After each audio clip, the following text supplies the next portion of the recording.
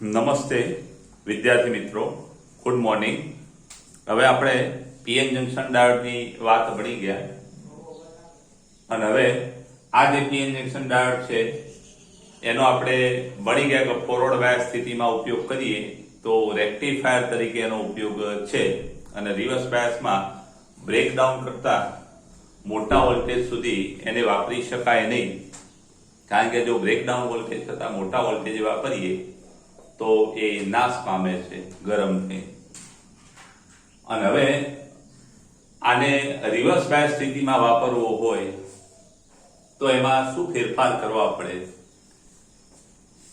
પછી ફોરવર્ડ બાયસમાં એમાં કેટલાક ફેરફાર કરી ફોરવર્ડ બાયસમાં વાપરવામાં આવે ત્યારે આપણને કેવા લાભ મળે, એટલે કે જુદા જુદા વિશિષ્ટ હેતુઓ માટે ઉપયોગી એવા પરિપથોમાં આ પીએન જંકશન ડાયોડનો ઉપયોગ થાય છે. તો એવા ઉપયોગમાં આ પહેલો છે જેનર ડાયોડ. તો જે જેનર ડાયોડ છે એ વિશિષ્ટ હેતુ માટે અર્ધવાહક ડાયોડ છે અને એનો જે ઉપયોગ છે એ સામાન્ય રીતે રિવર્સ બાયસ સ્થિતિમાં એને વાપરવામાં આવતો હોય છે. રિવર્સ બાયસ સ્થિતિમાં બ્રેકડાઉન વોલ્ટેજ આગળ વાપરવામાં આવે છે અને એનો જે ઉપયોગ છે એ વોલ્ટેજ નિયામક અથવા તો વોલ્ટેજ રેગ્યુલેટર તરીકે એનો ઉપયોગ થાય છે. હવે જરા એની વાત ચાલુ કરીએ તો જેનર ડાયોડની પરિપથ સંજ્ઞા આકૃતિ એમાં દર્શાવેલી છે. આ જેનર ડાયોડની પરિપથ સંજ્ઞા, જેનર એટલા માટે નામ આપેલું છે કે એનો શોધક સી જેનરના નામ પરથી એનું નામ જેનર ડાયોડ છે. તો એની પરિપથ સંજ્ઞા આકૃતિ એમાં દર્શાવેલી છે. એમાં ખાસ યાદ રાખજો કે આપણા પીએન જંકશન ડાયોડ જેવી જ પરિપથ સંજ્ઞા છે, પણ આ જેનર ડાયોડમાં ખાલી બે બાજુ આ ઝેડ આકારમાં વાળેલા છે કેથોડ રેખા. તેની પરિપથ સંજ્ઞા આકૃતિમાં દર્શાવેલી છે. આપણો જે જેનર ડાયોડ છે એ પીએન જંકશન ડાયોડ જ છે, પણ એના પી અને એન વિભાગમાં અતિશય અશુદ્ધિ ઉમેરી. અતિશય અશુદ્ધિ એટલે પી વિભાગમાં ટ્રાઇવેલેન્ટ અશુદ્ધિ અને એન વિભાગમાં પેન્ટાવેલેન્ટ અશુદ્ધિ ખૂબ વધુ પ્રમાણમાં ઉમેરી અને આપણે આ જેનર ડાયોડ બનાવી શકીએ. એટલે કે પીએન જંકશન ડાયોડમાં પી અને એન વિભાગમાં અતિશય અશુદ્ધિ અથવા અશુદ્ધિનું પ્રમાણ ખૂબ મોટું રાખી અને આપણે આવો જેનર ડાયોડ તૈયાર કરી શકીએ. અશુદ્ધિનું પ્રમાણ વધારવામાં આવે ત્યારે એનું જે ડેપ્લેશન સ્તર છે એ ડેપ્લેશન સ્તરની પહોળાઈ ઘટે છે અને એ જે ડેપ્લેશન સ્તરની પહોળાઈ છે એ ખાસ યાદ રાખજો કે અશુદ્ધિનું પ્રમાણ પી અને એન વિભાગમાં અતિશય રાખવાથી ડેપ્લેશન સ્તરની પહોળાઈને W કહીએ તો પહોળાઈ એટલે કે વિડ્થ કેટલી હોય છે તે લગભગ 10⁻⁶ મીટરના ક્રમની થાય છે. એના કરતા પણ નાની આ જે પહોળાઈ કરી એ 10⁻⁶ મીટર કરતા પણ નાની. અને એવી પરિસ્થિતિમાં આપણે આ જે રિવર્સ બાયસ વોલ્ટેજ છે એ રિવર્સ બાયસ વોલ્ટેજ જેને આપણે વિઝેડ કહેવું હોય તો કહી શકીએ કે 5 વોલ્ટ રાખવામાં આવે ખાલી, તો પણ એની અંદર જે વિદ્યુત ક્ષેત્ર મળે એ કેટલું મળે કે વિદ્યુત ક્ષેત્ર એટલે V ભાગ્યા D. અહીંયા V કેટલા 5 અને આ D એટલે કે પહોળાઈ કેટલી લગભગ આપણે 10⁻⁶ લઈએ તો પણ આ વેલ્યુ 5 × 10⁶ વોલ્ટ પ્રતિ મીટર થાય. એટલે કે આટલી ઊંચી તીવ્રતાનું ક્ષેત્ર મળે. એટલે આ જંકશન વિસ્તારમાં અથવા ડેપ્લેશન વિસ્તારમાં જે ક્ષેત્ર મળે એ આટલું ઊંચું મળે. ક્યારે આટલું ઊંચું મળે? અશુદ્ધિનું પ્રમાણ અતિશય રાખવામાં આવે અને રિવર્સ બાયસ વોલ્ટેજ આટલે, એટલે કે આટલું વિદ્યુત ક્ષેત્ર મળે. હવે જરા આ વાત અહીંયા અટકાવી દઈએ. આ જે જેનર ડાયોડ તૈયાર થયો આપણો, એની જે આઈવી લાક્ષણિકતા છે તો આ જેનર ડાયોડની આઈવી લાક્ષણિકતા આકૃતિ B માં દર્શાવેલી છે અને એમાં ફોરવર્ડ બાયસની સ્થિતિની વાત કરીએ તો પીએન જંકશન ડાયોડ જેવી જ છે. એનો ઉપયોગ ખાસ આમાં થાય છે એટલે આપણે આની જ વાત કરીશું. તો અહીંયા રિવર્સ બાયસ વોલ્ટેજમાં જ્યારે એનો વોલ્ટેજ બ્રેકડાઉન વોલ્ટેજ Vz આગળ અથવા Vz કરતા સહેજ વધારવામાં આવે કે પ્રવાહનું મૂલ્ય ખૂબ ઝડપથી અથવા પ્રવાહમાં ખૂબ મોટો ફેરફાર જોવા મળે છે, એટલે કે બ્રેકડાઉન વોલ્ટેજ Vz આગળ વોલ્ટેજના ખૂબ નાના ફેરફાર સાથે પ્રવાહમાં ખૂબ મોટો ફેરફાર થાય છે, એને આમ પણ કહેવાય કે બ્રેકડાઉન વોલ્ટેજ Vz આગળ પ્રવાહના ખૂબ મોટા ફેરફાર માટે વોલ્ટેજમાં થતો ફેરફાર લગભગ અચળ છે, અને માટે એનો ઉપયોગ ક્યાં થાય છે કે વોલ્ટેજ અચળ રાખવાનો હોય એવા પરિપથોમાં, અને વોલ્ટેજ અચળ રાખવાનો હોય એવા પરિપથ જેને શું કહેવામાં આવે છે? Voltage regulator. વોલ્ટેજ રેગ્યુલેટરના પરિપથોમાં આ ઝેનર ડાયોડનો ઉપયોગ કરવામાં આવે છે.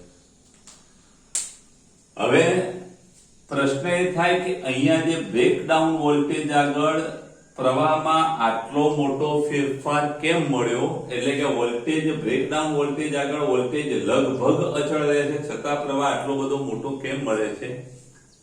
તો એની સમજૂતી આપણે આપીએ. આ એક અલગ પ્રશ્ન પૂછી શકાય, ખાસ ધ્યાન રાખજો કે ઝેનર ડાયોડમાં બ્રેકડાઉન વોલ્ટેજ બ્રેકડાઉન સમજાવો.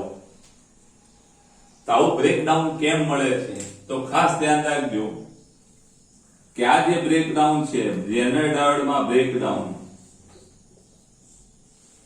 સમજાવો. તો આ બ્રેકડાઉન મળવા પાછળનું કારણ તો ખાસ યાદ રાખજો કે પીએન જંકશન ડાયોડ જ્યારે રિવર્સ બાયસ સ્થિતિમાં જોડવામાં આવે, રિવર્સ એટલે ખબર છે કે પી એન સાથે પી અને પી સાથે એન, જ્યારે રિવર્સ બાયસ સ્થિતિમાં જોડવામાં આવે ત્યારે જે પ્રવાહ મળે એ માઇનોરિટી વાહકોના કારણે હોય છે.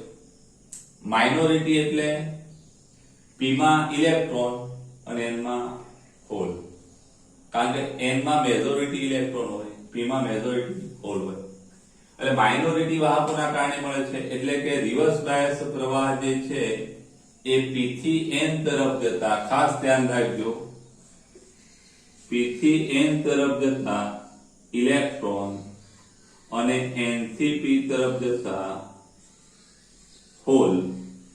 ખાસ યાદ રાખજો, આ સંકેતિક ભાષા છે મેં વાપરી છે. પી થી એન તરફ જતા ઇલેક્ટ્રોન અને એન થી પી તરફ જતા હોલ એવા માઇનોરિટી ચાર્જ કેરિયર અથવા માઇનોરિટી વિદ્યુતભાર વાહકોના કારણે આ રિવર્સ પ્રવાહ મળે છે.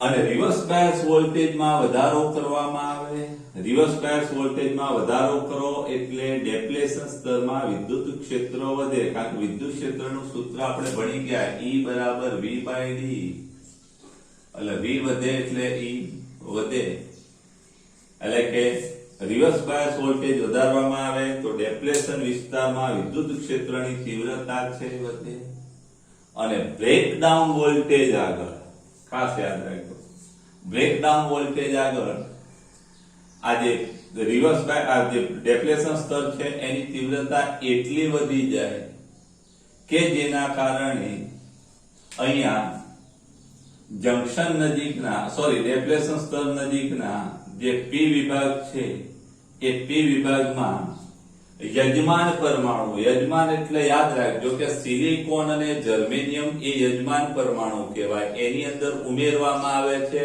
ડોપ્સ એ અશુદ્ધિ, એને આપણે ડોનર કે એક્સેપ્ટર કહીએ છીએ.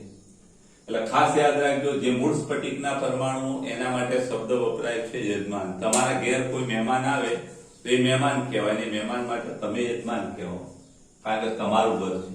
એમાં પી પ્રકારનું ને એન પ્રકારનું અર્ધવાહક છે એ છે સિલિકોન કે જર્મેનિયમમાં, એમાં અશુદ્ધિ ઉમેરીને પી અને એન બનાવેલા છે. એટલે વોલ્ટેજમાં વધારો કરવામાં આવે તો આ ડેપ્લેશન વિસ્તારમાં વિદ્યુત ક્ષેત્રમાં વધારો થાય છે અને પ્રવાહમાં વધારો થાય છે, પણ નોંધપાત્ર નથી. પણ બ્રેકડાઉન વોલ્ટેજ આગળ ડેપ્લેશન વિસ્તારમાં વિદ્યુત ક્ષેત્રની તીવ્રતા ખૂબ વધી જાય છે, અને અહીંયા ક્ષેત્રની તીવ્રતા ખૂબ વધારે હોય, ક્ષેત્ર આ દિશામાં હોય એટલે ઇલેક્ટ્રોન પર ક્ષેત્રની વિરુદ્ધ દિશામાં બળ લાગે. એટલે આપણે એમ કહી શકીએ કે આ સ્તર ડેપ્લેશન વિસ્તારની ધાર આગળ જે યજમાન પરમાણુઓ છે એ યજમાન પરમાણુઓના એટલે યજમાન એટલે સિલિકોન કે આલ્સેનિયમ પરમાણુઓના સહસંયોજક બંધમાં રહેલા ઇલેક્ટ્રોનને પણ આ ક્ષેત્ર ખેંચી કાઢે અને આવા સહસંયોજક બંધમાંથી જો ઇલેક્ટ્રોન ખેંચાય એ ઇલેક્ટ્રોન પ્રવેગિત ગતિ કરી અને n તરફ જાય એવા ઇલેક્ટ્રોન ક્યાં જવાના પ્રવેગિત ગતિ કરી p થી n તરફ જાય અને આવા ઇલેક્ટ્રોનની ગતિના કારણે અથવા આવા વિદ્યુતભાર વાહકોની ગતિના કારણે આ પ્રવાહનું મૂલ્ય છે એ અચાનક અથવા ખૂબ જ વધી જાય છે અને આ ડાયોડ છે એ બ્રેકડાઉન સ્થિતિમાં આવે છે એટલે આ બ્રેકડાઉન સ્થિતિમાં આવવા પાછળની ઘટના ખાસ યાદ રાખજો હવે એક વાત સમજી લેજો કે અહીંયા જે વિદ્યુત ક્ષેત્રના કારણે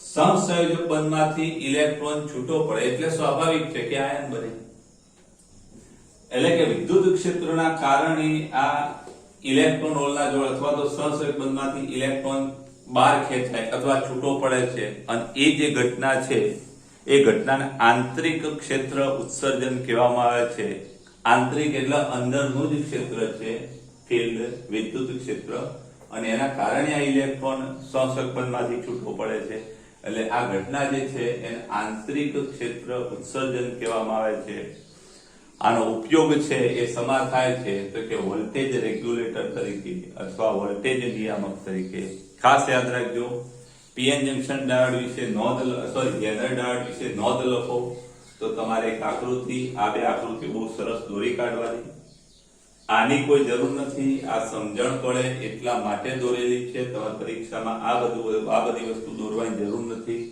આ પણ લખવાની જરૂર નથી આ ખાસ યાદ રાખજો પરીક્ષામાં તમારે આ બધું લખવાની જરૂર નથી સ્ક્રીનશોટ તમે લઈ લેજો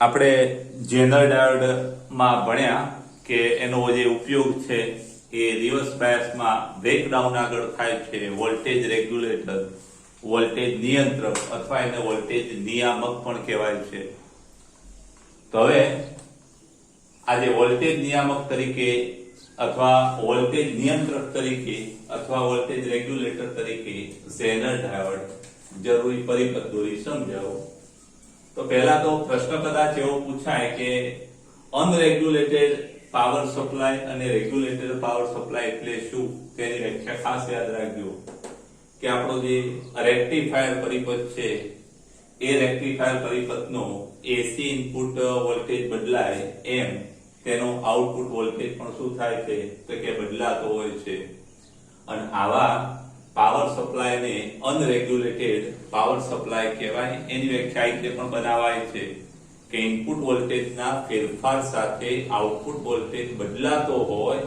તો એવા પાવર સપ્લાયને અનરેગ્યુલેટેડ પાવર સપ્લાય કહેવામાં આવે છે અને રેગ્યુલેટેડ પાવર સપ્લાય કોને કહેવાય તો જે પાવર સપ્લાયમાં ઇનપુટ વોલ્ટેજના ફેરફાર સાથે આઉટપુટ વોલ્ટેજ અચળ રહેતો હોય અથવા બદલાતો ના હોય તેને રેગ્યુલેટેડ પાવર સપ્લાય કહેવામાં આવે છે તો આકૃતિની આપણે વાત જેનર ડાયોડનો ઉપયોગ કરી અને આપણે આવું રેગ્યુલેટેડ પાવર સપ્લાય બનાવી શકીએ છીએ અથવા તો વોલ્ટેજ નિયંત્રક અથવા વોલ્ટેજ રેગ્યુલેટર બનાવી શકીએ છીએ તમે સામાન્ય રીતે ટેલિવિઝન કે એવું કંઈ લો તો એની સાથે એક નાનું વોલ્ટેજ રેગ્યુલેટરનું ડબલું આપતા હોય છે ફ્રીજની ઉપર મૂકવાનું 1500 થી 2000 નું એ વોલ્ટેજ નિયામક અથવા વોલ્ટેજ રેગ્યુલેટર છે એની અંદર આ પરિપથનો ઉપયોગ થતો હોય છે જ્યારે વોલ્ટેજ વધઘટ થાય તો આપણા ઉપકરણને નુકસાન થતું નથી તો જરા જોઈએ હવે આ કઈ રીતે કામ કરે છે તો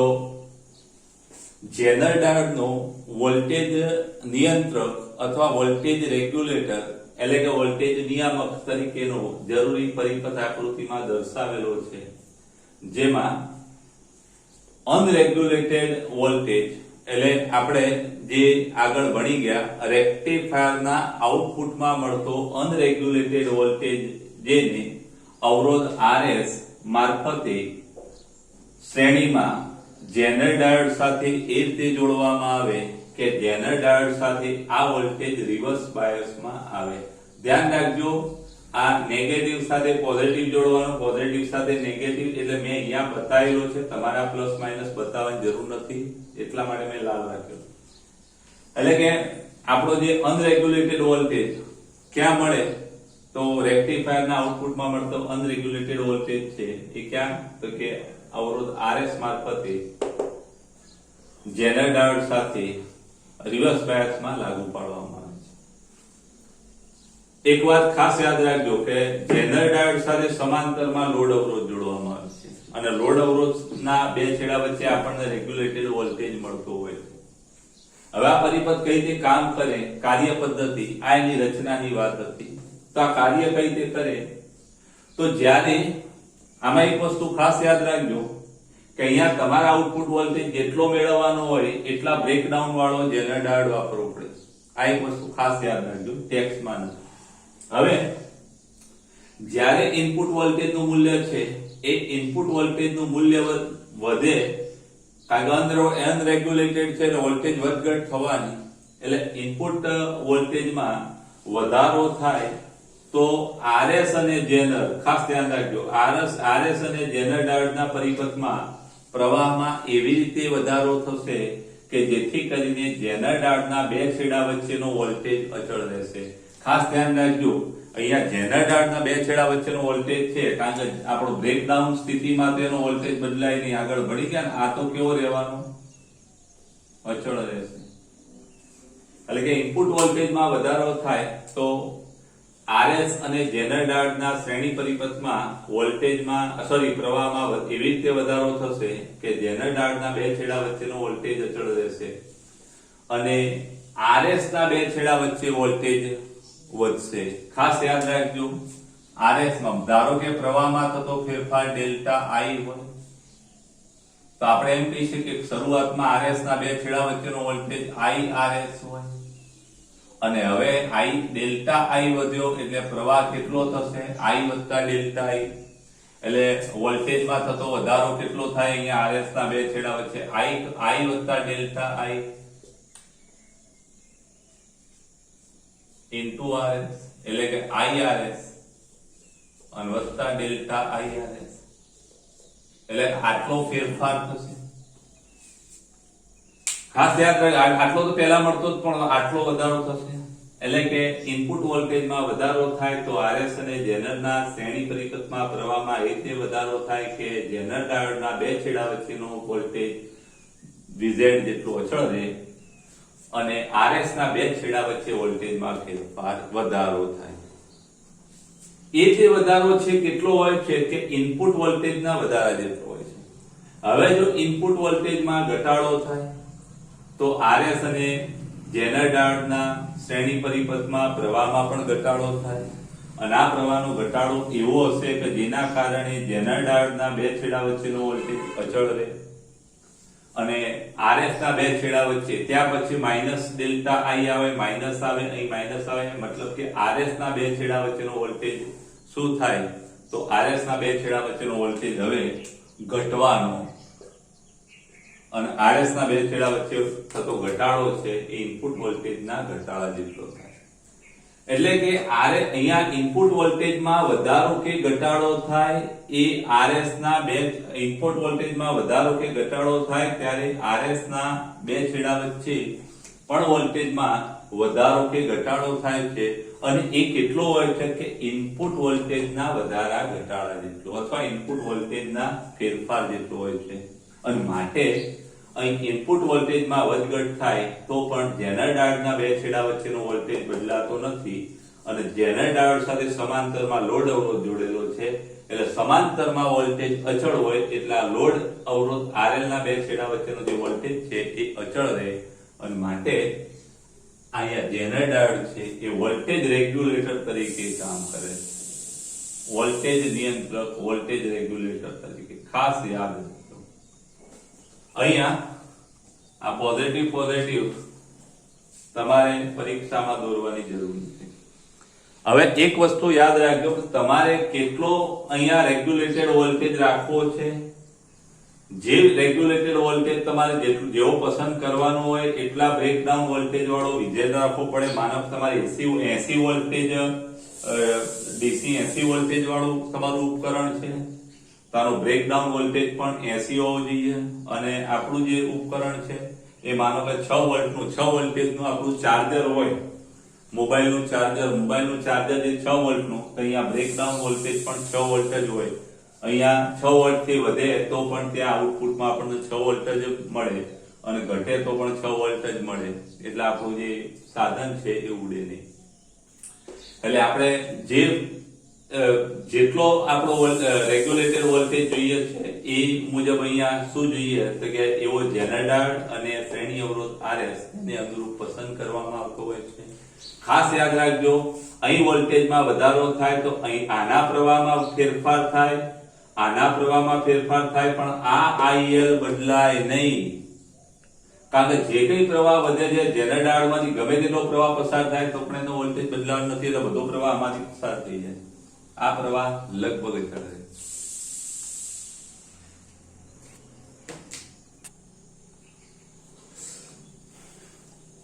આપણું ઉદાહરણ 14.4 ખાસ યાદ રાખજો.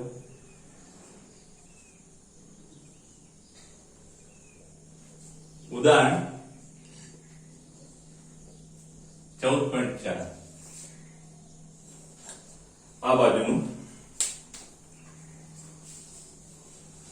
તો રકમ જરા ખાસ પહેલા હું વાંચું, તમે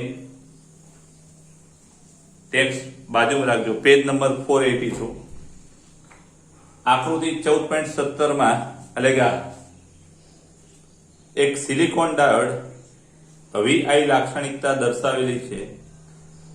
એ ID બરાબર 15 મિલીએમ્પિયર અને VD બરાબર -10 વોલ્ટ માટે ડાયોડનો અવરોધ શોધો. ખાસ યાદ રાખજો, ID બરાબર 15 માટે એટલે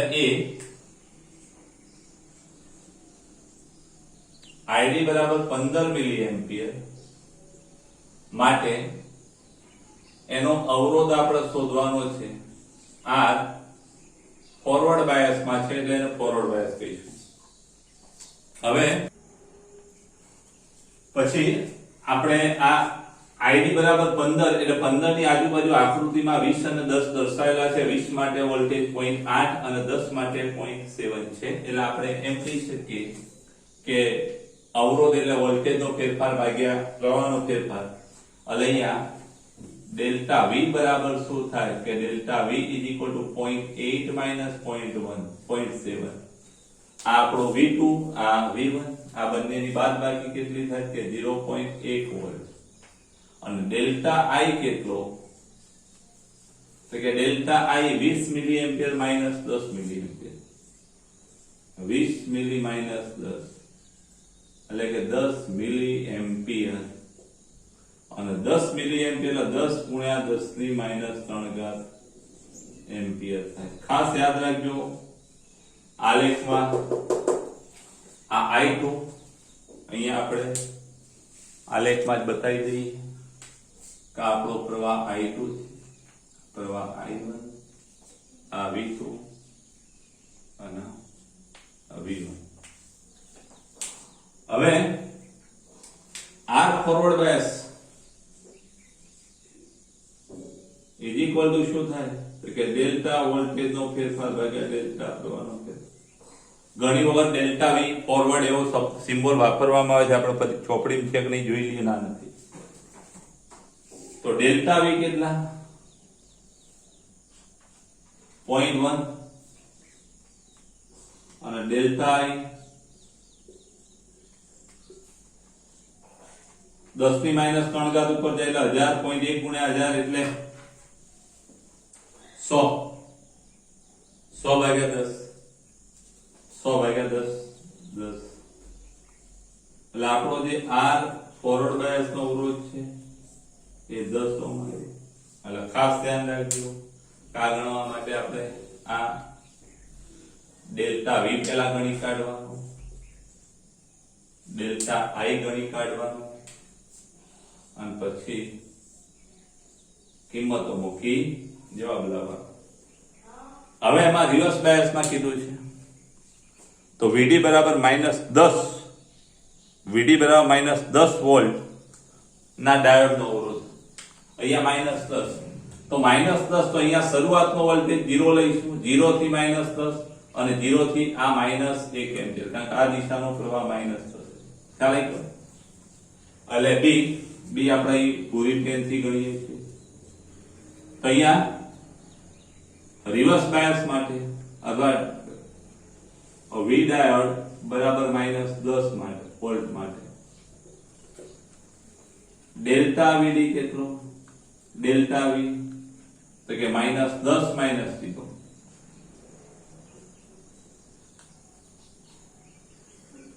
ઇઝ ઇક્વલ ટુ -10 વોલ્ટ. અને ડેલ્ટા આઈ કેટલો? તો કે -1 - 0 -1 માઇક્રો એમ્પિયર. માઇક્રો એટલે 10⁻⁶ એમ્પિયર. હવે અવરોધ આર રિવર્સ બાયસ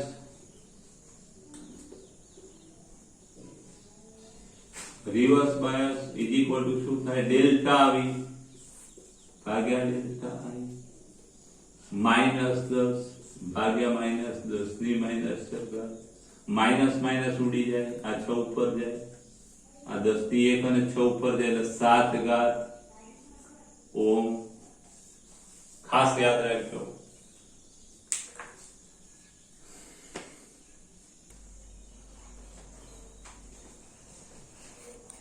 ઉદાહરણ 14.5 તેમાં આપણે જેનર રેગ્યુલેટર પાવર સપ્લાય ના આધારે છે એટલે મેં આકૃતિ રાખેલી છે.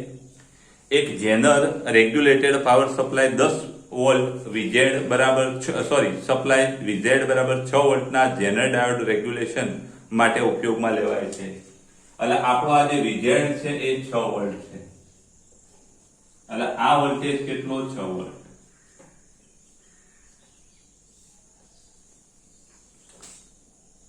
જરૂરી લોડ પ્રવાહ 4 મિલી એમ્પિયર. આ લોડ પ્રવાહ IL કેટલો છે? 4 મિલી એમ્પિયર. લોડ પ્રવાહ IL 4 મિલી એમ્પિયર. અને અનરેગ્યુલેટેડ ઇનપુટ 10 વોલ્ટ. અહીંયા જે અનરેગ્યુલેટેડ ઇનપુટ વોલ્ટેજ આપીએ છીએ એ કેટલું? તો કે 10 વોલ્ટ. હવે એક સિમ્પલ વાત છે કે આ અનરેગ્યુલેટેડ વોલ્ટેજ 10 છે અને અહીંયા 6 વોલ્ટ છે એટલે અહીંયા કેટલો વોલ્ટેજ મળશે? તો કે અવરોધ RS ના બે છેડા વચ્ચે આ 6 માંથી 10 માંથી 6 જાય 4 વોલ્ટ મળવો જોઈએ. તો જ હિસાબ મળે 10 બરાબર 4 વત્તા 6 એટલે RS ના બે છેડા વચ્ચે 4 વોલ્ટ મળે. તો શ્રેણી અવરોધ RS આપણે આ RS શોધવાનો છે. તો જરા જોજો કે એક વાત ખાસ યાદ રાખવાની કે અહીંયા વોલ્ટેજ વધે એ વોલ્ટેજના વધારા સાથે આ શ્રેણી પરિપથમાં પ્રવાહ વધે, આ પ્રવાહ બદલાય નહીં. અને આમાં ઘટાડો થાય તો આના શ્રેણી પરિપથમાં પ્રવાહમાં ઘટાડો થાય, આ બદલાય નહીં.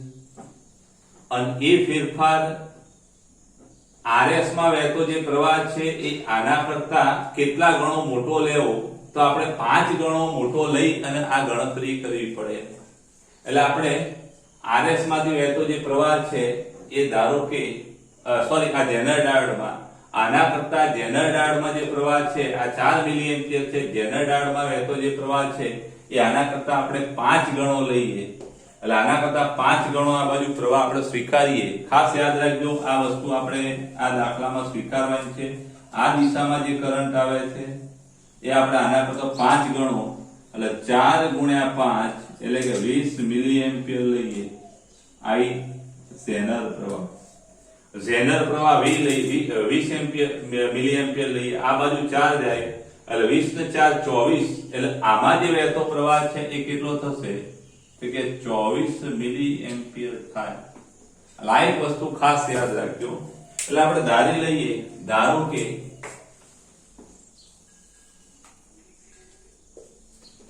I Z બરાબર 5 ગુણ્યા IS. લોડ અવરોધ કરતા 5 ગણો પ્રવાહ આ ઝેનર ડાયોડમાં પસાર થાય છે એટલે 5 ગુણ્યા 4 20 મિલી એમ્પિયર થાય. અને માટે અહીંયા આ I કેટલો થાય તો કે I બરાબર આ લોડ પ્રવાહ અને વત્તા જેનર પ્રવાહ I છે. એટલે આપણે એમ કહી શકીએ જંક્શન નો નિયમ કે I ઇઝ ઇક્વલ ટુ શું થાય તો કે I is equal two IZ અને વત્તા IL.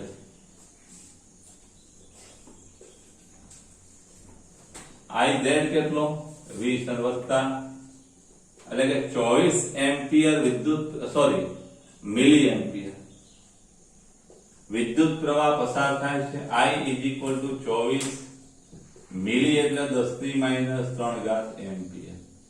અને હવે આના બે છેડા વચ્ચેનો વોલ્ટેજ કેટલો કે 10⁻6 જાય છે. અહીંયા V of RS બરાબર શું થાય તો કે 10 વોલ્ટેજ નું રેગ્યુલેટર છે એમાં 10 વોલ્ટેજ પર કામ કરે છે અને આપણે જોઈએ છે 6 એટલે બાકીનો જે 4 વોલ્ટ છે એ ક્યાં ખોવાઈ જતો હશે અહીંયા વોલ્ટેજ ડ્રોપ થતો હશે.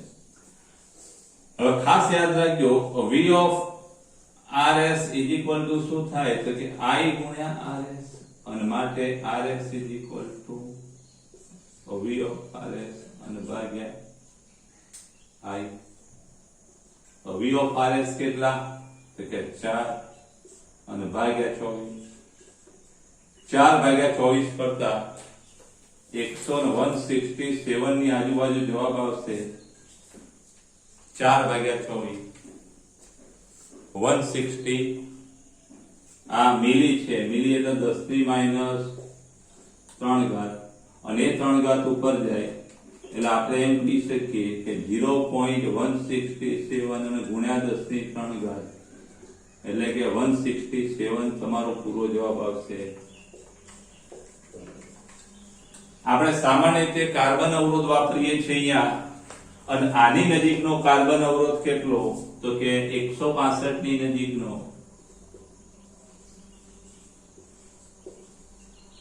નજીકનો કાર્બન અવરોધ 150 થાય કેટલો એટલે આપણે જે RS વાપરીએ એ 150 ઓહ્મ નો હોવો જોઈએ. ચાલે આટલો ચાલી જાય.